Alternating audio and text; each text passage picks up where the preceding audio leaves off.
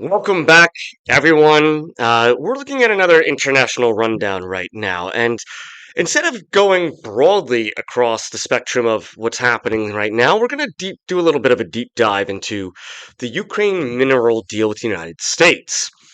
Now, uh, this is a bit of I don't want to say controversial subject. Not even a hot button topic. There's just a lot of misinformation around this because there are two very distinct sides to this entire scenario here. You have the United States side or the Western side, and then you have the Russian side, and both have been doing as much as they can for as long as they can to really influence the narrative and change people's perceptions of what is the reality.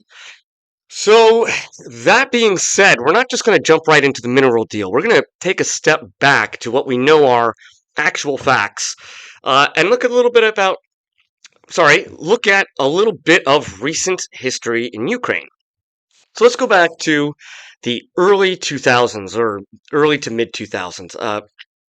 Ukraine has had a lot of political turmoil over the past 20 years. Uh, Now, to be fair, Ukraine has really only existed as it is now since 1991. Before that, Ukraine has gone through dozens and dozens of iterations, all the way back for about 1,000 years, back to when you get to, the Great Gates of Kiev or the Kievan Rus. It's a very complicated history. It's not very straightforward, and the idea of Ukraine as a nation, it's not new, but the one that we're working with hasn't been around, or has only been around since 1991. So, yeah, it's kind of a new country, sort of. But anyway, uh, the reason why I bring that up is because that's kind of the reason for the political turmoil. The Ukraine had been taken over by the Soviets in the early 1900s during the communist after the communist revolution in Russia. There was this great expansion, and as you know, a lot of these border countries along Russia's western frontier had been incorporated into the Soviet Union. And it wasn't until 1991 that the Ukrainians voted to remove themselves from the Soviet Union and once again become the country of Ukraine. So there has been a lot of political instability there just because they didn't really have a lot of institutions. They did not have a historic Ukraine to fall back on because of the Soviet occupation for so many years. Also, the Soviet tendency towards corruption didn't leave them with a lot of competent people who were going to do their job without taking money or doing a job only for the money. So it became a bit of a mess, as was Russia after the Berlin Wall fell too. So, okay. So we have Ukraine as its own sovereign nation. They started to elect their own politicians, and Vladimir Putin comes into office in Russia, and a few years later decides, you know what? I want to get the Soviet Union back together again. So Russia starts supporting pro-Russians in all the former Soviet satellite states, such as Lithuania, Estonia, Latvia, Poland, Hungary, Czech Republic, or Czechia, Romania, etc., Moldova. And this is one of the things that they did in Ukraine, but was more effective in Ukraine than in a lot of places, partly because some Ukrainians, even though they consider themselves Ukrainian nationally, consider themselves Russian ethnically. So they speak Russian even though they live in Ukraine. So Ukraine went through a series of flip-flops between pro-Russian and pro-Western presidents and administrations. And when I say pro-Western, I don't mean they wanted to join NATO. I don't mean they wanted to be the United States' best friend. What I mean is they wanted to join the European Union. And this was just as much of a threat to Russia, it was perceived to be as just as much of a threat to Russia as would be joining NATO. They really did not want Ukraine to join the European Union and start acting like normal Europeans. They wanted them to be a satellite state of Russia. So That's kind of the backstory. The Russians look at Ukraine and kind of think like, yeah, that's like Russia Part 2 or Russia's little brother. It's not, they don't see it as completely distinct from them, and they definitely don't see it as European. Whereas the Ukrainians kind of don't really want to be Russian anymore, or at least most of them don't. And that is where the problem begins. So back in 2014, Vladimir Putin decided that he wanted a part of Ukraine, and that the reason why he needed to take this part of Ukraine was because Russian speaking Ukrainians were being persecuted by Ukrainian speaking Ukrainians. I haven't seen any evidence for this at all. And this sounds a lot like when Hitler said, oh, those people in the Czech Republic who are ethnically German and speak German are being oppressed by the Czech speaking population. Again, that was a fabrication when Hitler said it. And it's most likely a fabrication when Vladimir Putin says it. Now, might there be some isolated incidents? Sure. Did it require invading another country? No. Beyond that, Russia didn't invade with their own uniformed troops. What they did was they found people who wanted to be separatists and they armed them, and they allowed mercenaries to do this for them, essentially, in Russian combat gear and Russian camouflage with Russian weapons, in Russian vehicles, just no Russian license plates on those vehicles and no Russian flags on any of that Russian gear. So it was pretty clear what was going on. But at some point, that kind of calmed down. And there was I believe it was the Minsk II agreement where Ukraine and the separatists and the Donbass, which is the regions, I believe it's Donbass and Lugansk. I'm not exactly 100% sure if that's how you pronounce that. In any case, they kind of came to a stalemate in the fighting and kind of just left it at this weird kind of half border that kind of existed but didn't really exist between these separatist held regions and the rest of Ukraine. And then Putin decides that he wants to finish the job. Let's just get it done. So he starts saying that there are Nazis in Ukraine. To be fair, there were some Nazis in Ukraine. By some, I mean like a handful. Like you can count them. It wasn't as if they had infiltrated the government and began taking over. It wasn't as if these neo-Nazis in Ukraine were directing policy or really affecting any way the country ran. No, they were part of what's called the Azov Battalion, and the Ukrainians didn't like them either. The only reason why the Ukrainians partnered with them was because Russia had invaded because of them, and at that point the Ukrainians said, well, screw it. The Russians already say we work together, so why not? If you're going to fight them too, be our guest. It's really about as far as it went. But it was a convenient excuse, and of course, in Russia, uh, they hate Nazis more than anybody. And that goes back to World War II. The Russians fought the Nazis harder and fiercer and for longer than in pretty much everybody else. And they lost millions and millions and millions of soldiers and civilians fighting the Nazis. They call it the Great Patriotic War. They don't even call it World War II. As far as they're concerned, the United States barely had anything to do with it. Yeah, the Russians really, really hate Nazis. So, if you want to get Russians to be supportive of a war, just tell them you're fighting Nazis. Essentially, that's what Putin did. So he invaded Ukraine, tried to take the capital, Kyiv, in less than 3 days, was unable to do it, and it resulted in this long-lasting war. Now, the civilized world didn't back Putin. The civilized world backed Ukraine because they were sovereign territory invaded by another country without really any good reason. There was nothing that happened, or I should say, no one can find any reason for the Russians to invade that could not have been solved by diplomacy. Kind of a dick move. So, the West, Europe, and the United States, Australia, Canada, etc., all started supporting Ukraine by giving them weapons and money.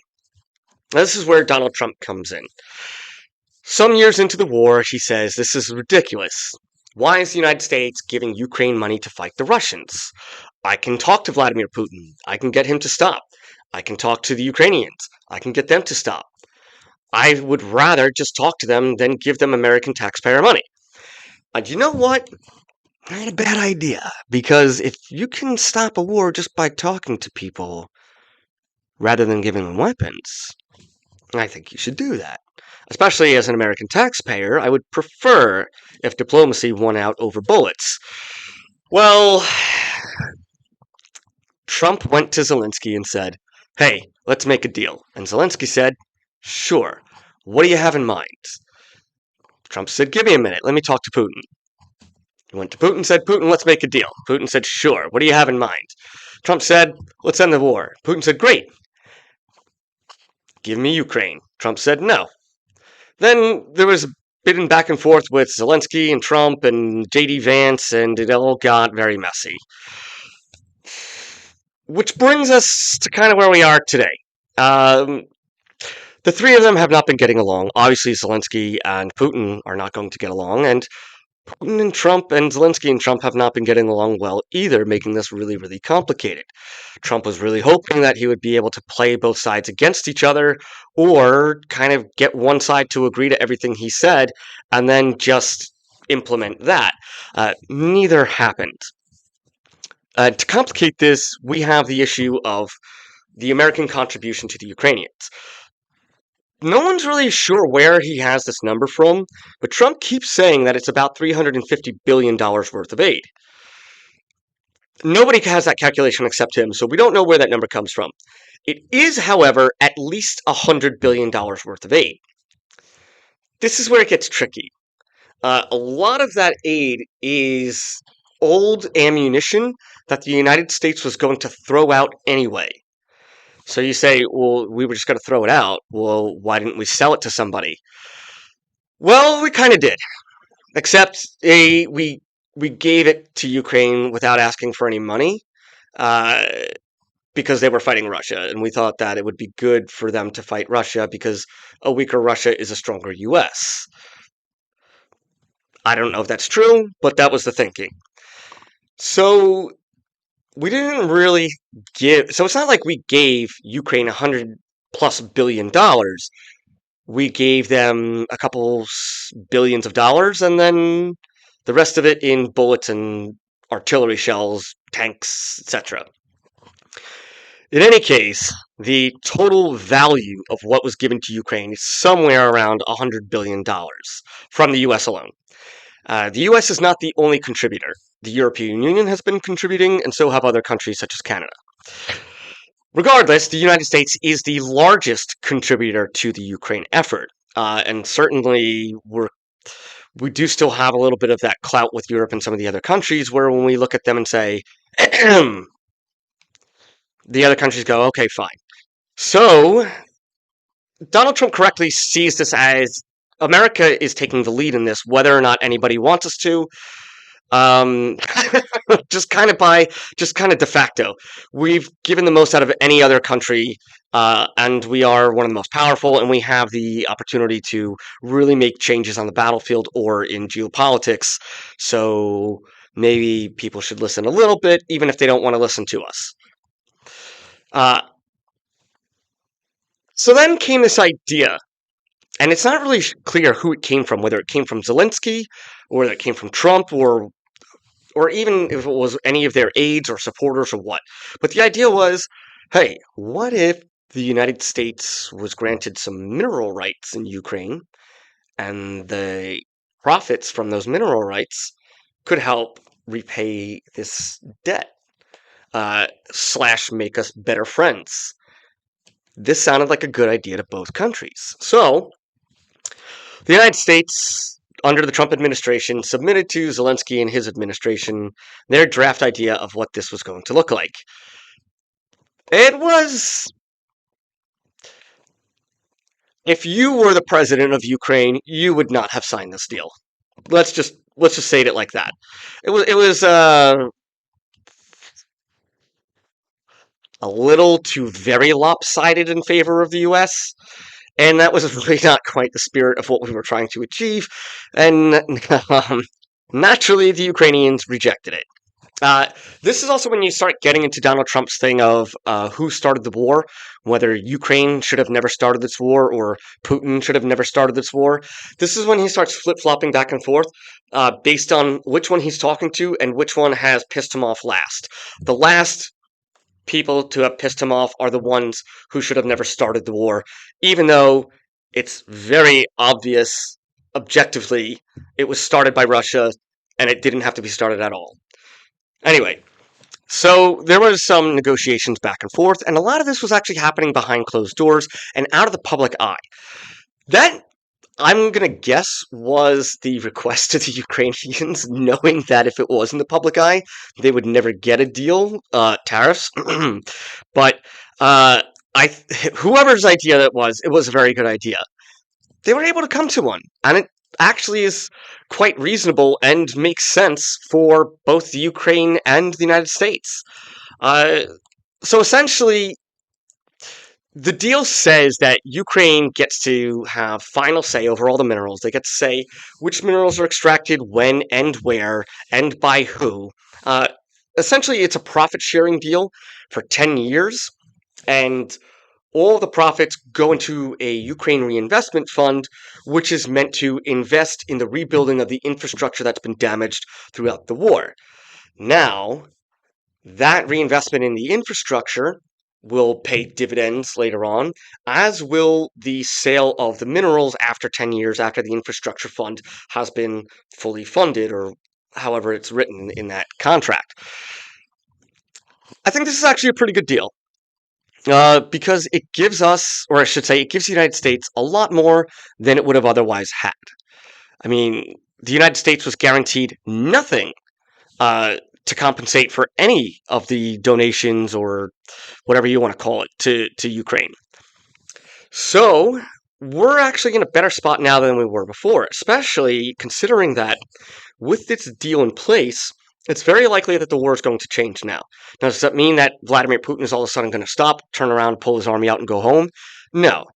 It's more likely that he's going to entrench his army there and just say stop shooting, because that's going to cause problems with the United States, and we haven't figured this whole thing out yet. So really what this deal is likely to do is it's likely to put a pause to the fighting, or it's likely to significantly reduce the fighting in a lot of areas.